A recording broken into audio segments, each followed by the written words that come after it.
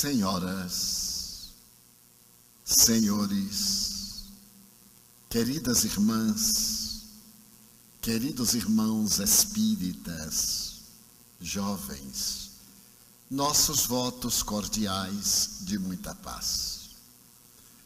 O Império Romano alargara-se dos pântanos do Lácio e tornara-se o mais poderoso do seu tempo. Quando a extensão territorial abrangia praticamente todo o mundo conhecido, ante a impossibilidade de uma governança única, por volta de 59 antes de Jesus, foi proposto o primeiro triunvirato. Júlio César, Pompeu e Crasso deveriam governar esse império extraordinário, onde as legiões haviam colocado a presença dos seus deuses. Guerreiro nato, César atingiu o ápice das suas alegrias, acreditando-se descender diretamente dos deuses, embora ele haja vivido um largo período na Suburra, bairro da classe média de Roma da época. E na ânsia de ampliar os horizontes para Roma, avançou na direção do Egito e submeteu a terra dos faraós à governança do glorioso império. Tornou Cleópatra rainha das águas soberanas do Nilo e com ela teve um filho. Posteriormente, deslumbrado com as próprias proezas, passou a considerar-se divino e retornou a Roma em um grande triunfo. Merece lembrar que ele era casado com Calpurnia, que soube receber a sua traição no ato de nobreza, considerando-se a sua origem de mulher patrícia. E quando se encontrava em Roma, ante o desagrado do Senado, em certa manhã, ele resolve visitar aquele notável Senado que administrava de alguma forma a grandeza do império. E Calpurnia tivera ensejo de dizer-lhe que não fosse, porque um mau presságio dominara conta da sua mente, e aquela noite anterior fora-lhe profundamente afligente. Mas o homem que se acreditava descendente dos deuses partiu, e ao adentrar-se no recinto quase sagrado, subindo as escadarias do imenso edifício, recebeu o abraço de Brutus, que era considerado seu filho, e as punhaladas que lhe roubavam a vida. Era então o ano de 44 antes de Jesus. Cleópatra, que se encontrava em Roma, ante a ameaça da própria vida, fugiu imediatamente numa galera de retorno à proteção da Esfinge. E o império pareceu tropeçar na sua própria grandeza. Logo depois, se estabelecerá uma lei e se repetirá a experiência do triunvirato, tendo agora sob o comando Caio Júlio César Otaviano e ao lado dele Marco Antônio e Lépido. A história da vida de Caio Júlio César Otávio, o Otaviano, é uma das mais fascinantes da história da humanidade, porque ele era frágil, no entanto portador de uma robustez moral incomum. Era atacado pelos resfriados frequentes, o que ele não impediu de continuar as batalhas nos mais diversos campos da terra. E ao lado de Marco Antônio, com quem discrepou várias vezes, tornando-se mais tarde adversário. Ele esteve na glória do poder, mas Roma era soberana demais. E em breve, porque ele se sentisse vítima do companheiro triunviro, ele parte para a batalha de Ácio, onde vence o companheiro romano que retorna ao Egito, e um ano depois, ao lado de Cleópatra, havendo sido pai de 3 crianças, sendo 2 gêmeos, suicida-se, o mesmo acontecendo à gloriosa rainha do Nilo. Mas nesse momento, ele sente que algo superior está no seu destino. E como era filho adotivo de Júlio César, ele passou também a acreditar que tinha uma ascendência divina e se torna o primeiro imperador de Roma. A história universal, segundo a palavra de Humberto de Campos Espírito, na apresentação da obra A Boa Nova, psicografada pelo venerando apóstolo da mediunidade, Francisco Cândido Xavier, com o pseudônimo de Irmão X, o nosso querido imortal da Academia Brasileira de Letras, entretece alguns traços biográficos de Otaviano que nos comovem, com o qual Otaviano nem outros historiadores estão de acordo, porque são vidas muito especiais.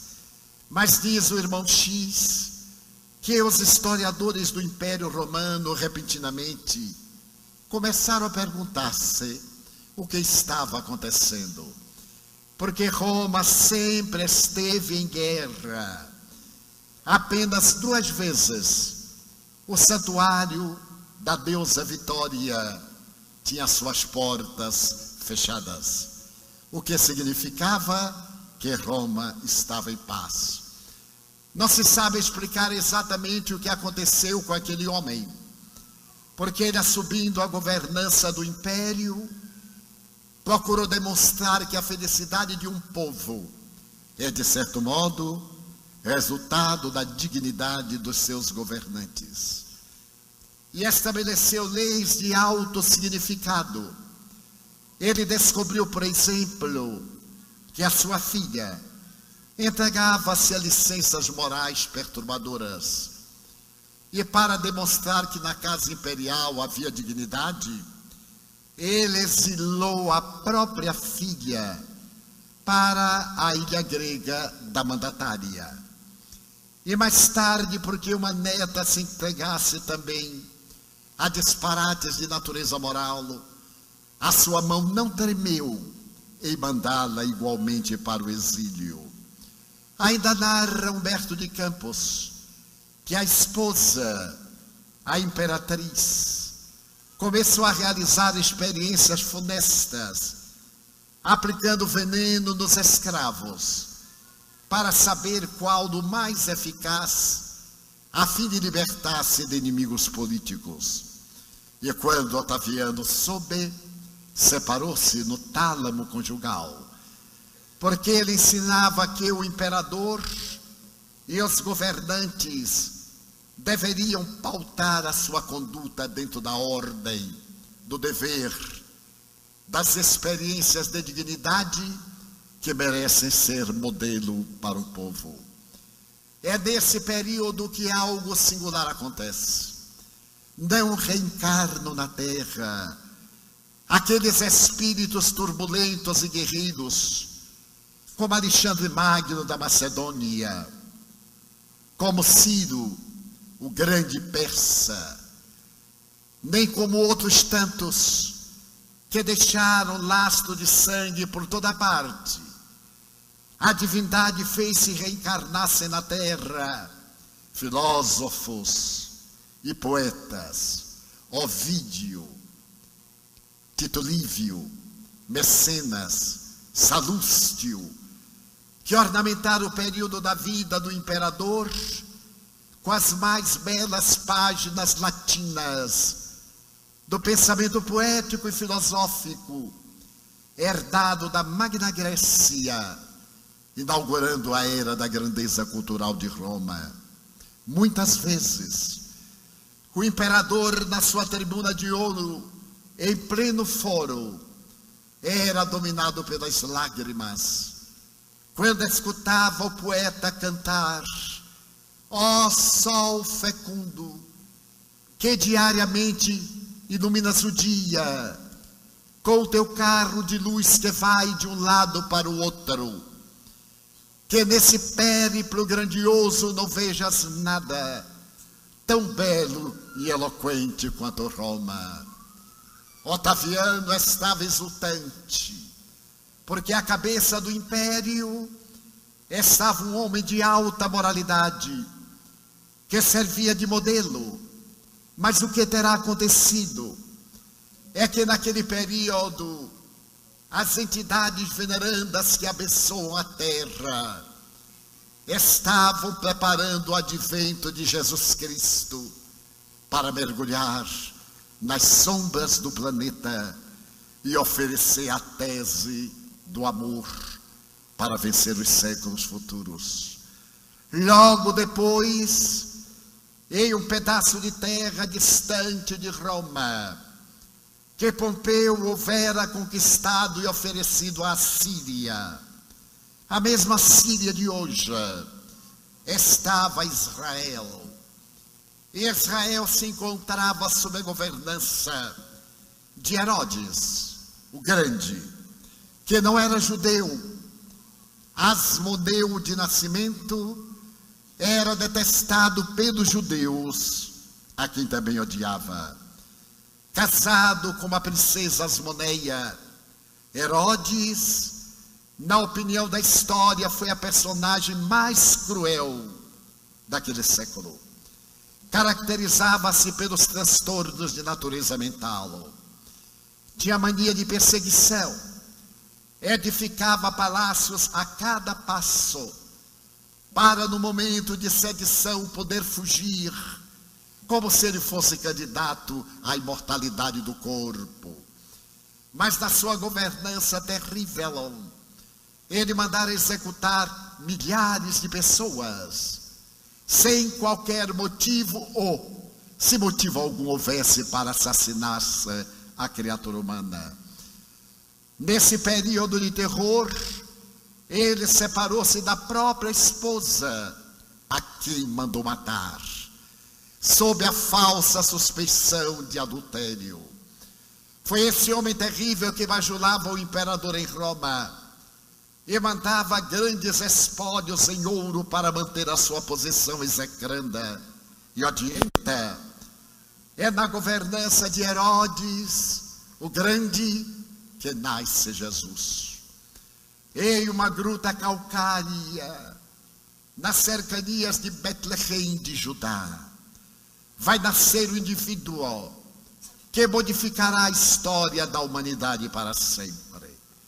Oportunamente, no século XIX, Ernesto Renan, o grande jornalista imortal da Academia Francesa de Letras, ateu, confesso, terá a ocasião de dizer que Jesus é tão grande que não coube na história da humanidade. Todos os vultos nasceram dentro da história em determinado período. Jesus, entretanto, foi tão extraordinário que dividiu a história antes e depois do seu berço. E esse homem especial, a quem Ernesto Renan homenageou numa aula inaugural no Collège de France, no dia 22 de fevereiro de 1862, recebeu desse notável pensador, na abertura da aula do educandário mais nobre de Paris, que Jesus é um homem incomparável. Nessas palavras ele ia contra a tradição religiosa que havia estabelecido ser Jesus Deus dentro da teologia da Santíssima Trindade, ao dizer que Jesus foi um homem incomparável. Ele apresentava o filho de Maria e de José na condição de humanidade, mas que desenhou na terra a mais bela órbita do conhecimento universal de todos os tempos. E para que tenhamos ideia da grandeza de Jesus, a biblioteconomia assevera que o ser mais biografado é Napoleão Bonaparte. A seu respeito escreveram já aproximadamente 250 mil biografias. No entanto, a respeito de Jesus já foram escritas mais de 500 mil biografias, nem todas, evidentemente, elogiosas, porque existe Jesus o socialista, Jesus o anarquista, Jesus o Filho de Deus, Jesus de Nazaré. Mas é que a figura de Jesus é tão impressionante que não passou insensível através da história. E a notável psicanalista alemã, a doutora Hannah Wolff, fazendo uma análise de Jesus como o maior psicoterapeuta da humanidade, assevera que mesmo os hippies, aquele grupo que nos anos 60 modificou de alguma forma a história sociológica da humanidade, até eles dobraram-se ante a grandeza desse homem singular, dedicando-lhe uma ópera pop, Jesus Superstar. E esse vulto grandioso que é Jesus nasce nesse período de turbulência que é pouco diferente do período turbulento que nós estamos vivendo na atualidade. Falar a respeito da vida de Jesus é fazer uma viagem à transcendência, é procurar penetrar no âmago do seu texto, esse texto de amor que um homem de 32 anos, em um breve circuito de existência corporal, transcreve na própria vida para a plenitude da criatura humana.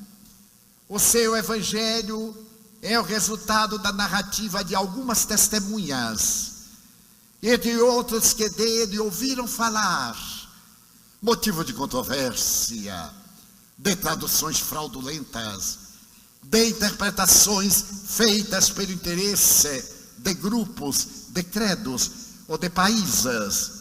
Mas é uma vida que sobrenada esse mare magno de paixões, porque em toda a sua história, a mais comovedora da humanidade, ressaltam-se apenas duas solicitações.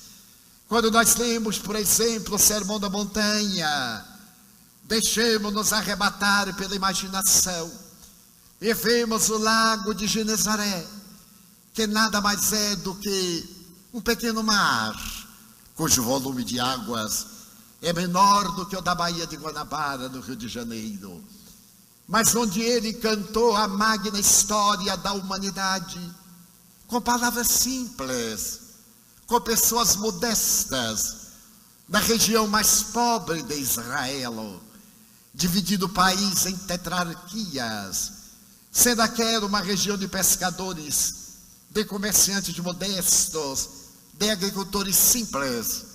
E ele então aparece em um pequeno monte com altura de menos de 200 metros e canta a sinfonia inacabada das bem-aventuranças.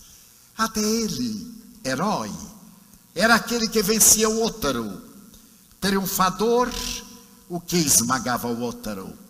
Ele se levanta e proclama: bem-aventurados os pobres em espírito, porque eles herdarão o reino dos céus. Bem-aventurados aqueles que são puros de coração, bem-aventurados os simples, os humildes, aqueles que têm sede e fome de justiça, porque eles serão saciados. Inverte completamente a ordem, porque a partir desse sermão, herói não é aquele que vence o outro, Muitas vezes esse aparente vencedor é um covarde. Utilizou-se de estratégias indignas, procurou armadilhas, guardou-se para poder evitar a perda da vida e, através de instrumentos hábeis e sórdidos, conseguiu destruir o corpo, mas não aniquilar o adversário. Então, depois dele, herói é aquele que se vence, é aquele que tem a audácia de vencer as más inclinações. Triunfador não é o que esmaga o outro, porque podemos esmagar o outro com uma calúnia, a maledicência ingênua, que se transforma em calúnia, a acusação indébita, que ceifa a vida. Então é necessário compreender que através dos artifícios terrestres, nós podemos vencer multidões, sem vencer a inferioridade moral que jaz incita em nosso próprio coração. Então Jesus vem e reverte toda a ordem vigente. E depois de haver falado aquelas quase 5.000 pessoas no aclive de um monte, ao cair a noite soberana salpicada de astros estelares, ele reúne um pequeno colégio de pescadores, de amigos modestos, alguns analfabetos. O mais instruído deles é Mateus, que era notário. O Judas, que era da cidade de Quérios. É curiosa uma observação, que ele escolheu 11 galileus, pessoas humildes, mas dignas, mas fiéis, e elegeu o indivíduo da Judeia, a Judeia dos intelectuais, a Judeia da pompa, a Judeia do poder, e exatamente esse que se utilizava do pensamento intelectivo veio atraí-lo vergonhosamente. Eu me recordo que no século XVII, Blaise Pascal, o notável matemático e místico francês, gênio precoce, pois que aos 4 anos de idade, sem livros nem mestres, no seu quarto de dormir na parede, o menino Pascal interpretou até a 32ª proposição de Euclides, cálculos matemáticos que vinham desde priscas eras da filosofia grega, sem encontrar nenhuma inteligência que pudesse interpretá-los. E ele o fez com a sua genialidade, o que nos leva a pensar que talvez ele seja a reencarnação do próprio Euclides. Mas esse gênio que foi Pascal, naquele século que separa ciência da religião, a religião cega fica à margem, nasce o empirismo inglês, nasce o pensamento filosófico libertador, através de Lord Bacon, através de Locke, e de outros eminentes descobridores que alongaram os horizontes do mundo. Pascal escreve um pequeno livro que se chama Os Pensamentos. E nesse livro, ele exala um pensamento que merece reflexão. Diz ele: estamos numa grande encruzilhada. A humanidade acaba de encontrar le prix de geometria, o espírito das matemáticas, da lógica, da razão. Mas existe também na outra vertente, le prix de finesse, o espírito da gentileza. E é necessário que a sociedade saiba trabalhar com esses dois seres, pensamentos, para que haja le prix de cœur, o espírito do coração, a paz. Porque se a humanidade trabalhar apenas com a lógica e a razão, a sociedade do futuro entredevorar-se-á. Foi uma profecia, porque nós optamos pelo materialismo do século XVIII, pelo cientificismo do século XIX, pela tecnologia do século XX, e examinemos a paisagem terrestre. a violência, o ódio, a vulgaridade, a ausência do espírito de gentileza, a desagregação da família, a perda dos valores ético-morais, e uma sociedade rica de ciência, de tecnologia e pobre de sentimentos de amor, pobre de paz. A doutora Elizabeth Lucas, a emérita discípula do psiquiatra Viktor Frankl, o maior psiquiatra do século XX, austríaco, tem ocasião de dizer que a humanidade atingiu esse alto nível.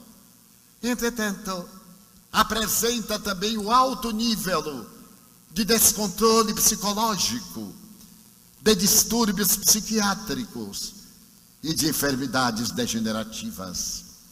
Estão diante de nós os desafios do transtorno bipolar da afetividade ou depressão, do distúrbio do pânico, os distúrbios cruéis de Alzheimer, de Parkinson e as ameaças cada vez mais perversas de enfermidades pandêmicas, ao lado da violência que cresce assustadoramente e que agora, através do Estado Islâmico, atira-nos em plenas trevas medievais, através dos crimes mais hediondos, depois de tantos séculos que todos lutamos para atingirmos os direitos humanos, consagrados na Revolução Francesa de 1789 e proclamados em 1792, os direitos do homem, os direitos da mulher.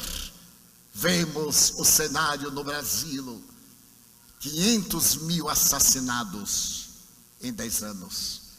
É equivalendo dizer que em cada 50 anos, ou melhor, em cada ano, 50 mil brasileiros foram vilmente assassinados.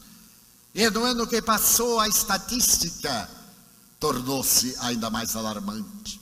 E perguntamos, qual é o sentido da vida?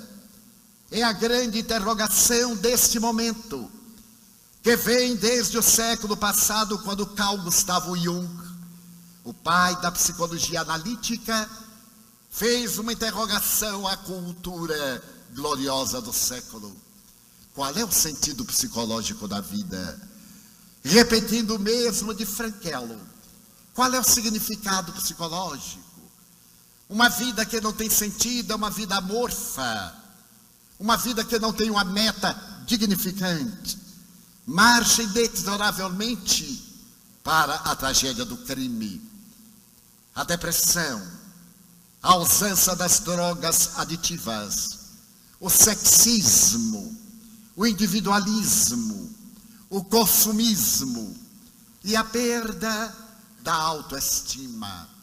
Vivemos um período de glórias, em que o WhatsApp nos põe em contato com o mundo e nos separa no leito conjugal um do outro, porque cada qual deitado na sua cama está com seu telefone ligado ao mundo, seu iPhone, já que os outros entraram em decadência, iPod, iPad, agora é iPhone, iPin, ai, que caracterizam a nossa cultura, seu sentido psicológico, levando-nos a buscar os esportes radicais, a experiência da droga para o estado alterado de consciência, o sexo sem compromisso, sem responsabilidade.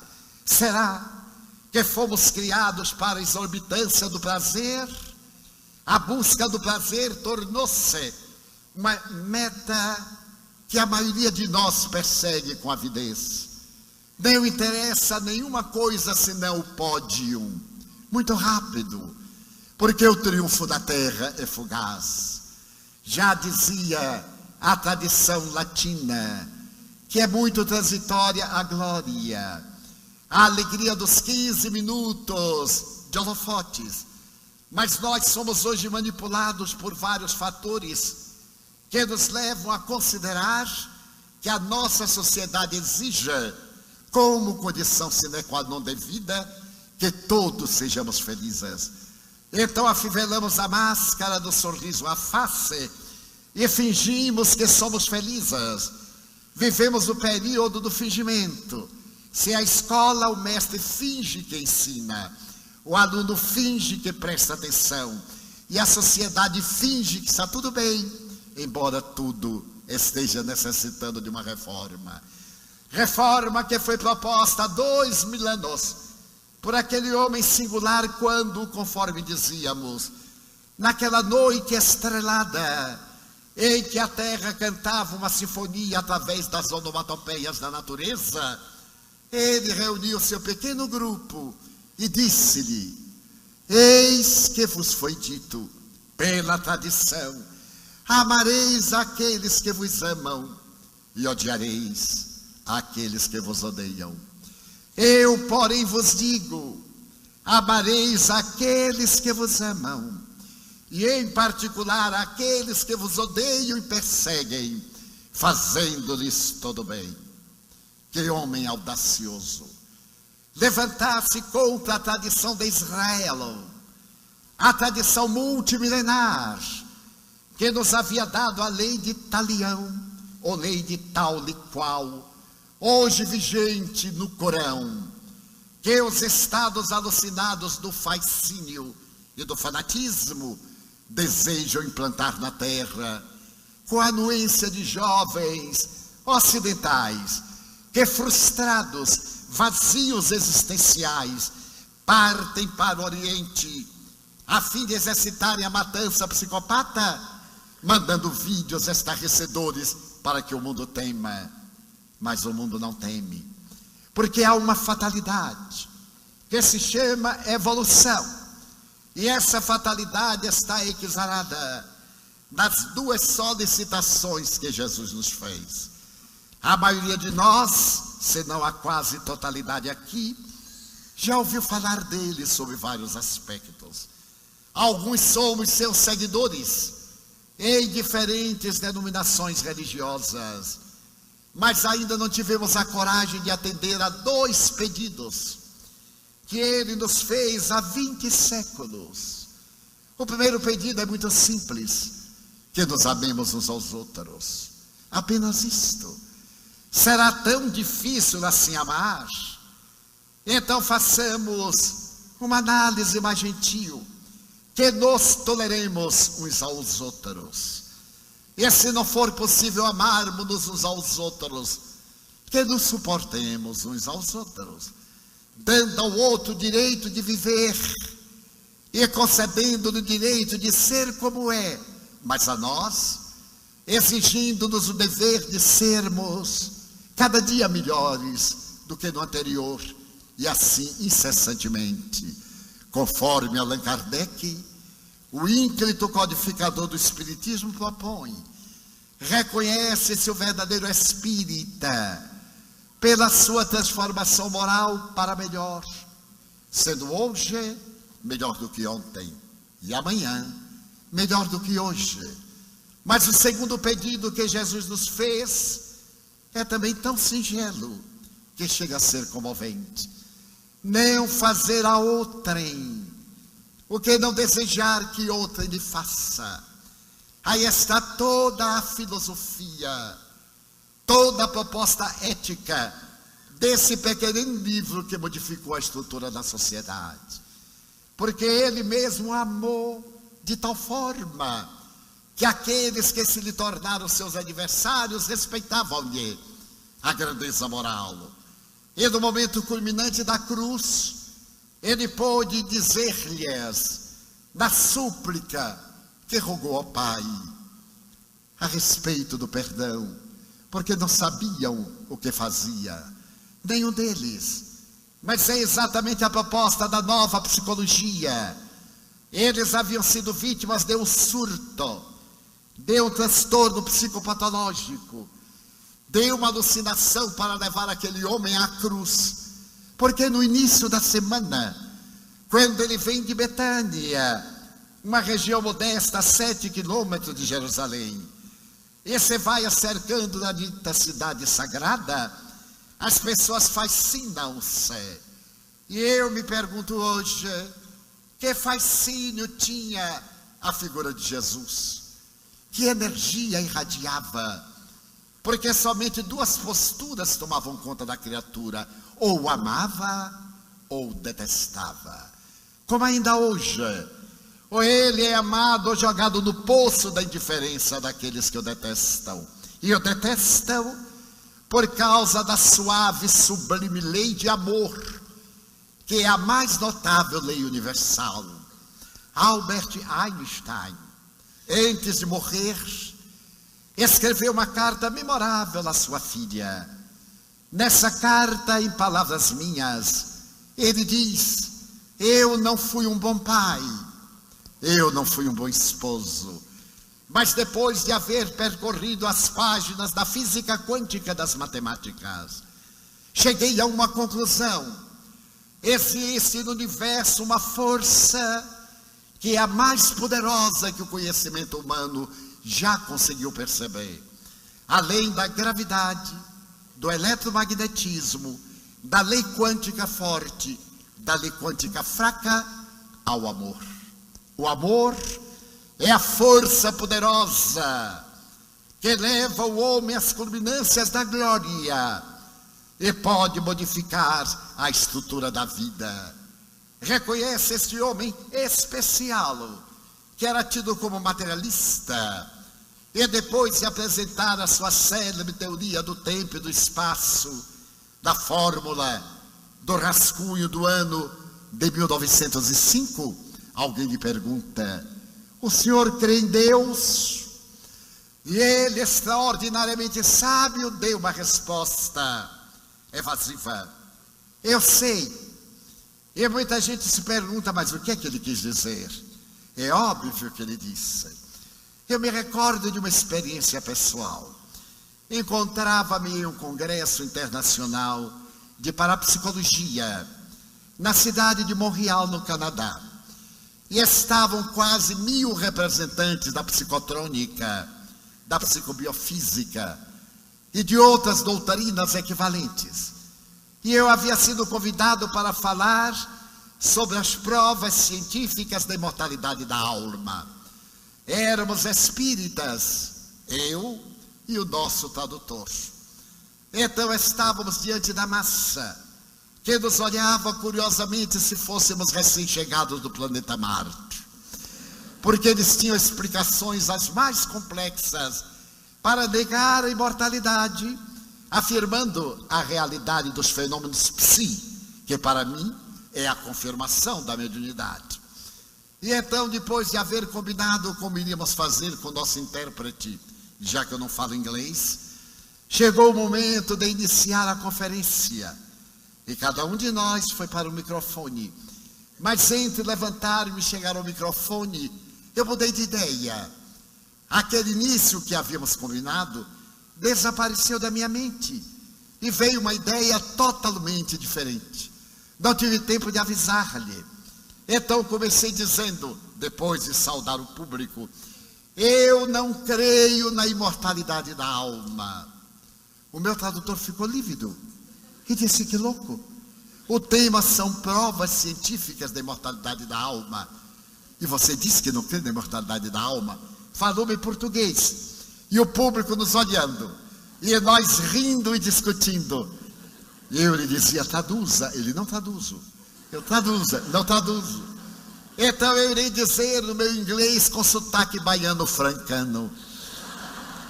Ele então, assustado, olhou-me e o povo ficou sem entender, e ele me apontou estoico: ele não crê na imortalidade da alma. O público olhou quase esgazeado. Eu sorri e disse: de fato, eu não creio na imortalidade da alma. Eu sei que a imortalidade da alma é real. Porque quem crê hoje, deixa de crer amanhã. E quem não crê hoje, a partir de amanhã pode passar a crer. Mas quem sabe é diferente. Nós que sabemos ler, olhamos um outdoor e dizemos: eu não vou ler. Já lemos. Então, quando Einstein diz que eu sei, ele demonstrava algo mais transcendente do que o conhecer, do que o crer. Era o verbo saber. Então é extraordinário observar-se que o amor vem agora através das leis da matemática e da física quântica para sair das páginas da teologia, para se tornar um processo psicoterapêutico para uma vida saudável. Está demonstrado por eminentes psiquiatras mundiais, através da psico-neuroendócrino-imunologia, que quem ama não adoece. Quem ama tem doença, porque ter doença é transitório, ser doente é diferente. Todos nós temos doenças e mantemos-nos saudáveis. Eu posso estar com um câncer e uma metástase, mas estou saudável, porque o tumor maligno talvez ainda não haja atingido os centros sensíveis, a inervação para o cérebro decodificar, e aparentemente eu sou céu. Então eu tenho estado saudável porque amo. Amar, portanto, é psicoterapêutico. 2 grandes cientistas de Harvard, físicos quânticos e materialistas, os doutores David Bohm e Stewart Woolf, escreveram literalmente: quando nós amamos, quando nós perdoamos, quando nós somos gentis, nossos neurônios, que produzem 68 neuropeptídeos para as comunicações, produzem uma certa irradiação, semelhante ao fóton. E como os fótons são micropartículas que aglutinam as moléculas, nós gozamos de saúde, temos alegria, desfrutamos de bem-estar. Todo indivíduo que ama é extrovertido, é jovial, irradia ternura, uma certa simpatia, palavra deles. Mas aqueles que odeiam, os que têm ciúme, esse morbo que praticamente aqui ninguém tem, aqueles que têm ódio, que guardam ressentimento, seus neurônios também produzem uma certa radiação, semelhante ao elétron. E como o elétron desagrega as moléculas, a pessoa está sujeita a enfermidades contínuas. Então ele não tem doenças, ele é doente. E Carl Gustavo Jung afirmava que os introvertidos, aqueles que guardam ressentimento, morrem mais cedo. Aqueles que não perdoam são excelentes candidatos ao câncer de próstata. E as mulheres ciumentas são excelentes candidatas ao câncer de mama, por causa da psiconeuroendócrino-imunologia. A mente elabora e ela somatiza no organismo as suas aspirações. Por isso que o amor nos libera de conflitos. E do ponto de vista fisiológico, o indivíduo que sorri, primeiro, é uma ótima receita para manter jovem. Quem sorri movimenta poucos nervos no rosto, os risórios, e mais 2 ou 3 apenas. Aquele que é introspectivo, que guarda o semblante carregado, envelhece mais cedo. E o rosto aciona muitos nervos, e o indivíduo fica com esses sinais que nenhum botox dá jeito. Então ele vai ter pé de galinha, pé de pato, pé de ganso, todos os pés, somente porque ele contrai os nervos. E no momento em que relaxa, os nervos afrouxam-se, a derma e a epiderma derruem, e o indivíduo fica com aquele aspecto profundamente antipático de dia de sexta-feira da paixão mal curtida. Então nós temos aí a prova científica do amor preconizado por Jesus. E ele mesmo amou de uma maneira ímpar. Tratava-se de uma meretriz. Era uma mulher vulgar, vendedora de perfumes, vendedora de ilusão. E certo dia, ela teve a oportunidade de ouvir falar desse peregrino, desse homem que amava as multidões, que se deixava enternecer pela compaixão, e foi visitá-lo. Abandonou a sua casa suntuosa em Magdala, e acompanhada de um viandante do caminho, aquele da lepra que lhe dilacerava o corpo, ela foi até Cafarnaum, e certa madrugada, e pela praia adentrou-se na parte posterior da casa, e teve o primeiro contato com aquele homem, indescritivelmente belo e pujante de ternura. A narração desse encontro fascina-nos o coração, porque ela olha-o e é tomada de uma emoção inusial. Ela vendia sexo, mas não vivia o amor.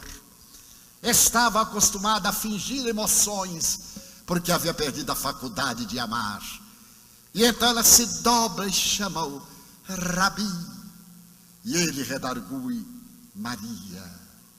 Ela pergunta assustada: tu me conheces? Se tu sabes o meu nome, tu me conheces. Ó Maria, ergo bonus pastor sum.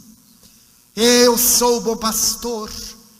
E não te surpreendas de saber o teu nome, porque o bom pastor conhece as suas ovelhas uma a uma. Se tu me conheces, tu sabes quem eu sou. Eu sou, ó Maria. O Pai está perguntando não apenas quem somos, mas especialmente o que desejamos ser, o que desejamos fazer da nossa vida. Não era um julgador, não era alguém interessado na coleta das misérias humanas, era alguém que viera para nos dar vida, e vida em abundância. Maria, se tu tens alguma coisa que te perturba, ama aos teus filhos. A proposta foi especial, e ela então lhe diz: pobre de mim, eu tenho ventre varado 1000 vezes e nunca me tornei mãe. Como poderia amar os meus filhos? Maria, quando eu me refiro aos teus filhos, não são aqueles que saíram da tua carne, mas as tuas irmãs, aquelas que têm filhos e não podem cuidar, aqueles filhos que não têm mães, são eles os nossos filhos, Maria. Ama-os. Tu nunca viste, por exemplo, a primavera reverder os velhos muros e a terra, ressequida depois das lágrimas da chuva, tornar-se verdejante e salpicada de miosotes em flor? Assim também é Maria, aquele que ama. Quando nós amamos, a aridez da nossa alma reverdece e a vida adquire um sentido. Então a meretriz, tocada por essas palavras algo místicas e profundas, diz: eu te daria a minha vida, e eu aceitaria, porém não agora. Vai, Maria, e ama. Um dia eu te pedirei a vida. E ela se foi. No dia seguinte abandonou a vida de ilusões. Era uma vida vazia, não tinha presença de ideal. Ela sabia que a etapa terminal era no poste da lapidação, das pedradas até a morte. E no meio da multidão, no entardecer de primavera, no mês de abril, uma mulher de beleza rara está atendendo as pessoas que o cercam. É a meretriz de Magdala, a célebre Maria Madalena. Ele pôde converter essa mulher do pântano até as cumeadas do planalto da ternura. Mas não apenas ela, também uma outra que fora surpreendida no adultério em plena praça pública. E os adversários dele desejaram engendrar uma armadilha para poder atirá-lo nas garras da justiça. Perguntam-lhe com cinismo: Senhor, essa mulher foi surpreendida em adultério, e a lei mosaica assevera que ela deve ser lapidada até a morte. Mas tu pregas o perdão. Como ficaremos? Qualquer resposta incriminava-o. Muitas vezes me hei colocado nessa postura para tentar descobrir que resposta eu daria. Ali estavam os algozes, ali estava a vítima. E ele, por certo, perguntou: onde estava o homem que a levou ao adultério? porque só existem adúlteras, porque existem adúlteros. Somente havia uma mulher caída, porque alguém a derrubou e escondeu-se na sua sombra. Então ele olhou aqueles homens ferozes que frequentavam lupanares e mantinham a hipocrisia social da aparência de pureza. E diz uma lenda evangélica que ele começou a escrever, a escrevinhar na poeira do chão. E não pode haver nada mais gracioso do que alguém escrevendo e a gente ao lado. A curiosidade nos leva a olhar o que o outro está escrevendo. Muitas vezes eu me encontro viajando e alguém tira qualquer coisa e começa a escrever. Quando me deu conta, olha eu olhando. Eu disse, mas o que é isso? O que é que me interessa que essa criatura está escrevendo? Mas é a morbidez. E na hora que ele começou a escrever no chão, alguém olhou. E ele escreveu, ladrão. O indivíduo saiu, porque ele havia definido a sua profissão. Escreveu outra palavra e alguém olhou, pérfido. E mais outra, e mais outra. E daí a pouco a praça estava vazia, porque todos os acusadores eram terrivelmente venazes. Então ele se volta para a mulher que chorava e pergunta-lhe, mulher, aonde estão os teus acusadores? Ela levanta o rosto. Eles se foram, Senhor. Ninguém te condenou? Tampouco eu te condeno. Vai e não tornes a pecar, para que te não aconteça nada pior. Os adversários da lógica do Evangelho dizem que ele conniviu com a mulher adúltera, porque essa gente lê, mas não entende. Quando ele disse eu não condeno, ele não afirmou que estava de acordo com a sua defecção. De um condenar é não traçar qualquer coisa negativa e punitiva, porque o problema era dela, não era dele. Ela se condenava, como nós nos condenamos através da culpa. Mesmo quando alguém nos desculpa, nos perdoa, a nossa consciência diz é necessário reparar. E Allan Kardec, na beleza do seu conhecimento, no capítulo número 9 do livro Céu e Inferno, que estamos celebrando 150 anos, escreve o Código Penal da Vida Futura em 33 itens, que é o mais notável Código Penal da humanidade. E no item 16 ele fala que todos nós erramos. É claro, todos nós erramos. Mas se todos nós erramos, nós temos o direito à reabilitação. E o primeiro momento do nosso erro, o logo após, é o arrependimento. É o primeiro passo. Mas o arrependimento não basta. Quem tiver dúvida, tome o dinheiro emprestado na mão de agiota e esqueça de pagar, para ver o que lhe vai acontecer. Então o primeiro pensamento é arrepender-se de haver tomado aquele dinheiro para o carnaval de Salvador, que já passou. E só deixou agora saudades, desencantos, gravidez, enfermidades infecto-contagiosas, frustrações e vazio existencial. Então Allan Kardec recomenda, o arrependimento é básico, mas ele não resolve o problema. É necessário uma segunda postura, a expiação. Se eu tenho bom tom, se eu reconheço que pratiquei um erro e me arrependo, eu sofro. Eu sofro pelo mal que impus a alguém, pelo prejuízo que proporcionei a outrem. Então é necessário o terceiro passo, que é a reabilitação. Fazer o bem, reabilitar-se. Se alguém errou perante mim, eu desculpo. Se eu errei perante alguém, eu peço desculpas. Mas se a pessoa não me desculpar, o problema já não é meu, é dele. Porque passa para ele o mau temperamento, enquanto eu me reabilito. E mesmo que eu tenha contraído um débito, eu disponho da lei de amor para poder ressarci-lo. Porque todo bem que fazemos a nós, nos faz bem. E o bem realizado anula o mal que nós praticamos. Então a doutrina extraordinária desse homem fascina-nos. E ao dizer à mulher, ninguém te condenou, eu tampouco te condeno. Mas não a desculpou, ou melhor, não a liberou pelo grave crime de adultério. Conta o espírito Amélia Rodrigues que naquela mesma noite, sendo expulsa do lar, ela foi até Betânia, onde ele estava na casa de Lázaro, de Maria e Marta, para poder explicar a situação que a levara à queda moral.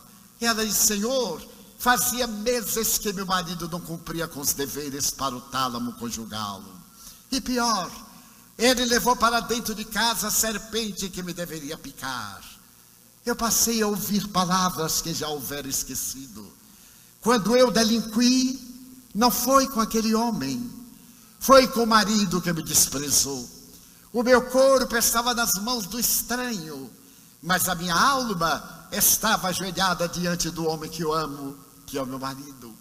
E ele me abandonou. Então Jesus sorriu para ela e disse-lhe: faze todo o bem e reabilita a tua consciência.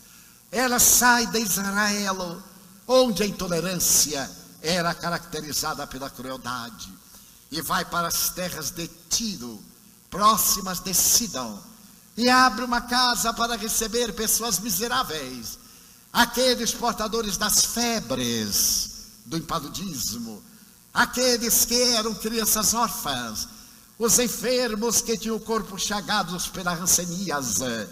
E 10 anos depois, alguém traz outrem que está dominado pelos delírios quase à morte, e ela reconhece nesse estranho o marido que a havia expulso de casa fazia anos.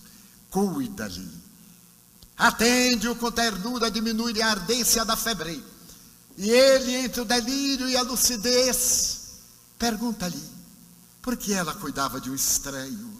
Seria judia? Sim. Ele também era judeu e estava à procura da única mulher a quem verdadeiramente amara. Por que ela fazia isto? E ela diz: por causa de um homem que um dia me estendeu as mãos, Yeshua ben Yosef, Jesus, filho de José. E aquele homem, dominado pelas lágrimas, carcomido pelo remorso, lhe diz: eu também o conheci um dia, que foi o dia mais difícil da minha vida, quando a minha mulher me traiu e os amigos levaram-na para ser julgada por ele, que era o representante de Deus e certamente o Messias da humanidade. Eu a detestei porque me traiu o nome, a honra, embora eu não fosse um homem ideal, não lhe fosse fiel. Mas depois que se passaram aqueles instantes rudes, eu me entreguei às dissipações, mas o amor havia desaparecido da minha alma. Somente a ela eu amei. Então eu resolvi sair procurando-a, buscando notícias aqui e ali. E agora que estou às portas da morte, se eu a encontrasse, eu desejaria pedir-lhe perdão. E ela, acariciando a fronte úmida de suor, disse-lhe: não é necessário que te preocupes com perdão. Com toda certeza ela já te perdoou. Desde então, ela te perdoou porque sempre te amou. As mulheres são muito acessíveis, são muito frágeis a determinadas situações, mas elas são o esteio sobre o qual a humanidade constrói a sua felicidade. Se o teu problema é pedir perdão, dorme em paz. E eu teve nos braços até o momento em que ele abandonou a carcaça física, e ela, reabilitada, continuou atendendo os infelizes, os filhos do Calvário. Então esse amor preconizado por Jesus faz-nos falta na atualidade.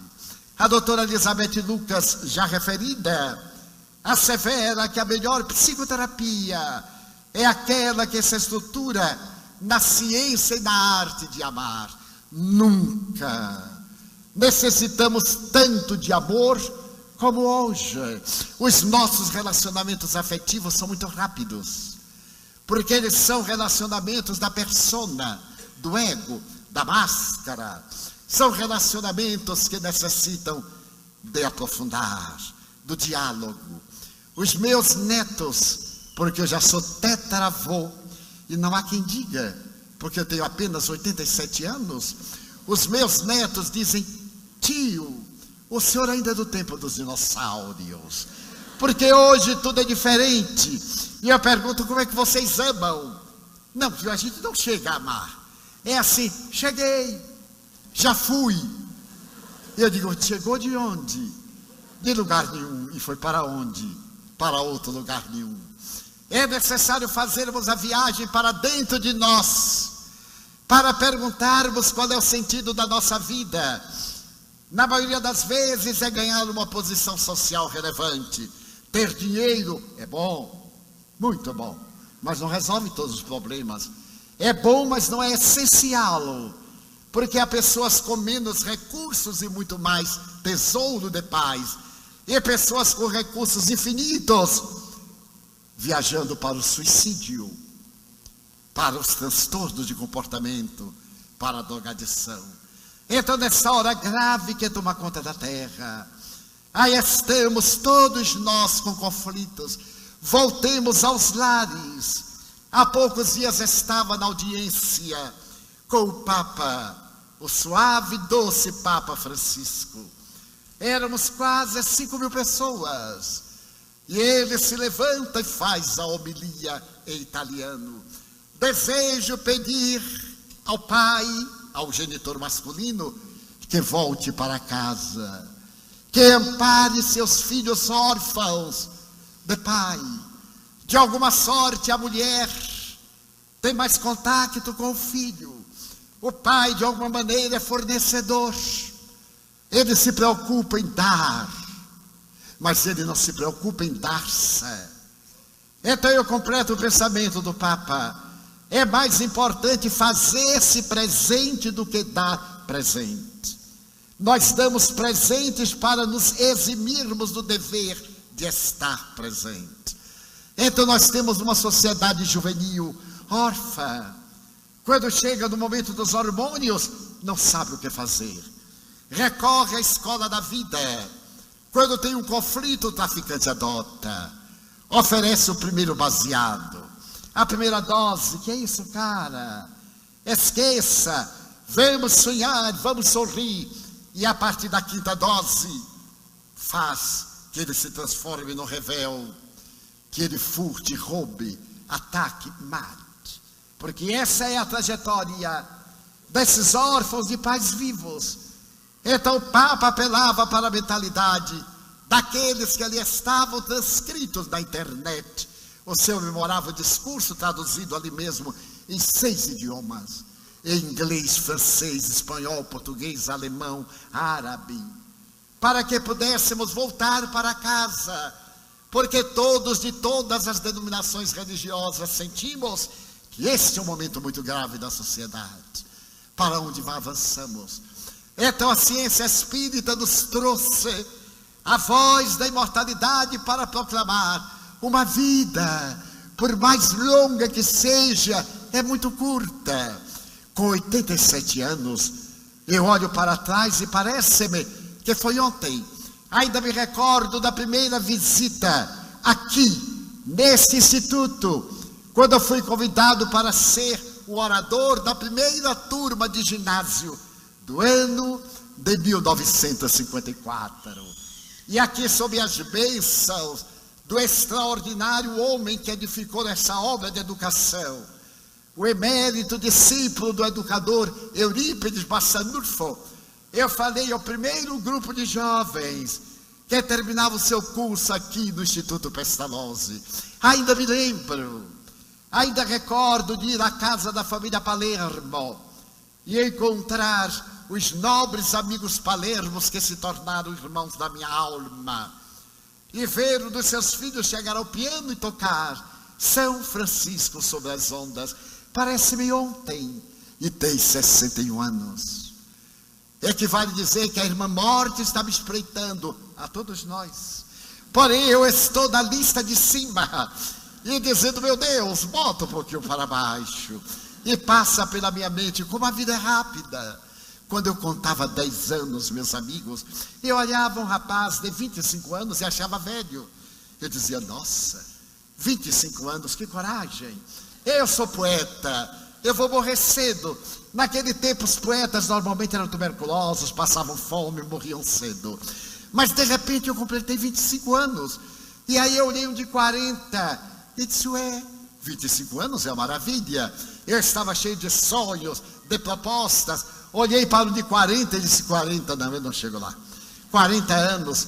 De repente eu me barbeava, era dia do meu aniversário, e eu descobri que estava com 40 anos. Estava velho demais, peguei a certidão de nascimento para conferir, 40 anos. Mas olhei no espelho e disse, bem, até que está regular. Olhei para o de 50, e eu digo, 50, meio século. Como é que a pessoa tem coragem de viver meio século? E eis-me completando meio século. Aí eu pulei para um de 70, e olhei um de 70, arrastando os pés, e digo, não, de jeito nenhum. De repente, eis-me com 70, e amargurado, porque toda vez que eu ia pegar o avião, aquelas moças lindas, têm preferência as mulheres grávidas, as crianças até 2 anos, os portadores de cartão vermelho, roxo, verde, azul, amarelo, etc.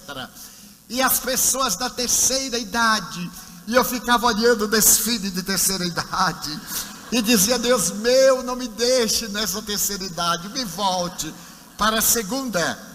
Então eu olhava para um de 80, e quando eu vi o de 80, eu digo, que bom, completei 80. Agora eu olho para alguns espécimes de 90 e 100, digo, um momentinho, velhinho, eu chegarei aí. Como foram rápidos esses dias, mas que maravilhosos foram, porque foram enriquecidos pelo amor, pela presença inefável de Jesus Cristo, numa doutrina que preconiza a transformação moral para melhor, que não censura, que não proíbe, que não se arma, que ama. Então estamos no momento em que é necessário mudar um pouco a nossa filosofia existencial, começando com a pergunta, qual é a minha meta? A imortalidade da alma. Essa é inevitável, porque todos vamos morrer, o que é uma maravilha. Imagine se só chegasse aos 400 anos, aquele bolo de carne, sem dentes, sem cabelo, sem nada. Isso acontece com muito menos, imagine com 400.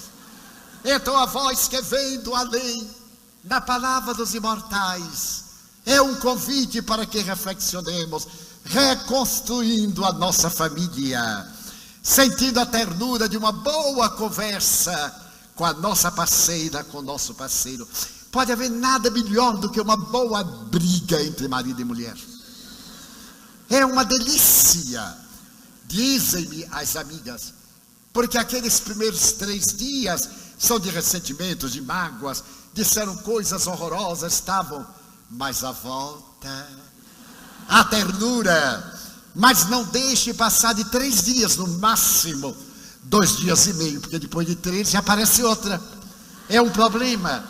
Então deem folga de 48, 46 horas, e quando ele chegar, diga assim, bem, qual é o homem que resiste? Bem, ele adora, mas no sentido ético, porque nós nos permitimos brigar por mesquinhezas, por coisas insignificantes. Por que nós esquecemos a arte de conversar? Só sabemos discutir, não sabemos mais conversar. Testem conversar 10 minutos, um tema que não seja maledicência, não seja acusação e não seja crítica. 10 é muito, são muitos minutos. 3 minutos, falta tema. Eu, por exemplo, que tenho temas específicos, às vezes estou no meio de indivíduos em plena sociedade, todo mundo falando coisa nenhuma. É incrível como a gente consegue falar coisa nenhuma. E então eu fico parado. E alguém pergunta, Divaldo, qual é o seu time? E eu fico com medo de dizer e levar uma surra, porque hoje não temos o direito de ter um time. Mas eu ainda me aventuro bem. Eu sou baiano, não sou de Salvador, eu moro na Bahia, quer dizer, eu sou Bahia, o quê? Eu digo, não, eu gosto muito do Bahia. Então é necessário que tornemos felizes as nossas vidas. É possível ser feliz? Sem dúvida. Ame, E se eu não for amado? Não faz diferença nenhuma. A orquídea não sabe da sua beleza. O pântano desconhece a podridão que guarda. Nós somos pessoas que pensamos. Então vamos voltar a l'esprit de finesse, a gentileza, a sorrir mais, a brincar com nossos filhos, para que eles saibam que têm paz, que se preocupam com as suas vidas. Então perguntamos: olá, garotão. Na Mansão do Caminho, quando era um lar coletivo, eram 15 lares, eu sabia do namoro de todos os meus filhos, 126 jovens e adolescentes, e sabia quando terminava o namoro. Chegava a menina alegre: oi tio, eu dizia: lá, namorando, hein? Mas como é que o senhor sabe? Quem lhe contou? Eu digo: você está me contando. Eu, tio, sim, seus olhos estão brilhando. É verdade? Eu digo: é, adrenalina. As glândulas suprarrenais derramam a adrenalina e a gente fica entusiasmado. Pode estar a chuva mais torrencial. Que maravilha um dia de chuva. A pessoa com o namorado, a namorada, dentro de casa, naturalmente. E quando acabavam, chegavam assim: tio, minha filha acabou o namoro. Mas como é que o senhor sabe? Foi Joana de Ângeles que lhe contou? Eu digo: não, você mesmo está me contando. Mas como, tio? Com este olhar de cabra morta, nem aberto nem fechado, falta de adrenalina. Então vamos dialogar mais com nossos filhos. Vamos dizer ao garotão que ele é o menino mais agradável, mais simpático da cidade de Franca. A gente sabe que é mentira, ele sabe que é mentira, mas a gente vive num mundo de mentiras. Vamos dizer à nossa companheira, ao nosso companheiro: eu te amo. E um amigo me disse: mas ela sabe que eu amo. Eu: já esqueceu. Você falou há tanto tempo que já esqueceu. E um outro me diz: mas Divaldo, acontece que eu não amo mais a minha mulher. Eu digo: então minta, porque de tanto mentir você vai terminar acreditando na mentira. Não é assim que dizem? Que o mentiroso tanto mente que termina acreditando na mentira.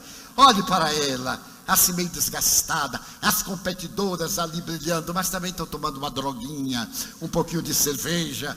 E olha a nossa companheira meio gasta, que nos aguentou. E aí diz assim: coitado, eu vou amá-la só de compaixão. E ame. E renovemos a vida. A vida é a bênção que Deus nos oferece para encontrarmos a plenitude. Estamos em pleno caminho, na busca da nossa imortalidade. Que tenhamos a alegria de agradecer a Deus tudo que Ele nos deu. Este corpo, diz Emmanuel, um corpo mesmo maltratado por enfermidades perversas, é o veículo da nossa sublimação. E nós que temos este corpo, será que o valorizamos? Exibimos-lo ao álcool, ao tabaco, às drogas, ao sexo exorbitante, ao pessimismo, quando nós poderíamos dizer: ó meu Deus, eu quero dizer-te que eu amo a vida, que para mim é bela e é consentida. Muito obrigado, Senhor, por tudo que me deste, por tudo que me dás. Obrigado pelo ar, pelo pão, pela paz. Obrigado pela beleza que os meus olhos veem no altar da natureza. Olhos que fitam o céu, a terra e o mar, que acompanham a ave ligeira que voa fagueira pelo céu de anil e se detém na terra verde salpicada de flores em tonalidades mil. Muito obrigado, Senhor, porque eu posso ver meu amor, mas diante da minha visão eu detecto os cegos que tropeçam na multidão, que choram na solidão, que sofrem na escuridão. Por eles eu oro e a ti eu imploro comiseração, porque eu sei que depois desta vida, na outra lida, eles também enxergarão.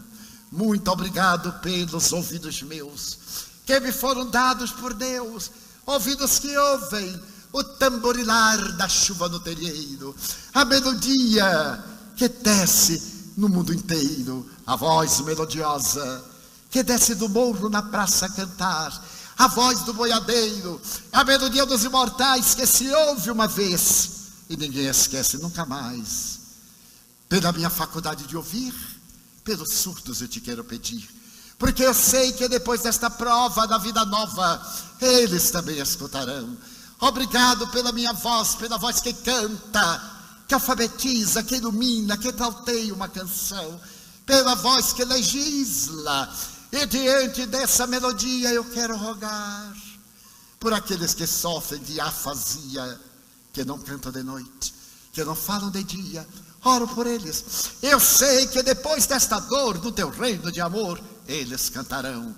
Obrigado pelas minhas mãos, mãos que aram, mãos que semeiam, mãos que agasalham, mãos de ternura, que libertam da amargura, mãos que apertam mãos, mãos dos adeuses, mãos que limpam feridas, que enxugam lágrimas e suores das vidas, mãos de sinfonias, mãos de cirurgias, mãos de poesias, mãos de psicografias, pelas mãos que atendem a velhice, a dor, o desamor, pelas mãos que no seio embalam o corpo de um filho alheio, sem receio, e pelos pés que me levam a andar sem reclamar. Obrigado, Senhor, porque me posso movimentar diante do meu corpo perfeito. Eu te quero louvar, porque eu vejo na terra aleijados, amputados, marcados, paralisados, que se não podem movimentar. Eu sei que depois desta expiação, na outra reencarnação, eles também bailarão. Muito obrigado por fim, pelo meu lar. É tão maravilhoso ter um lar. Não é importante ser uma mansão, um duplex, um ninho, uma casa do caminho, seja lá o que for, mas que dentro dele exista a presença do amor de mãe, de pai, de mulher ou de marido, de filho ou de irmão, a presença de um amigo, alguém que me dê a mão, porque é muito triste viver na solidão. Mas se eu a ninguém tiver para me amar, nem um teto para me agasalhar, nem uma cama para repousar, nem assim reclamarei. Pelo contrário, direi: obrigado, Senhor, porque eu nasci. Obrigado, Senhor, porque eu creio em Ti. Pelo Teu amor, obrigado, Senhor. Obrigado, Franca. Obrigado, senhores.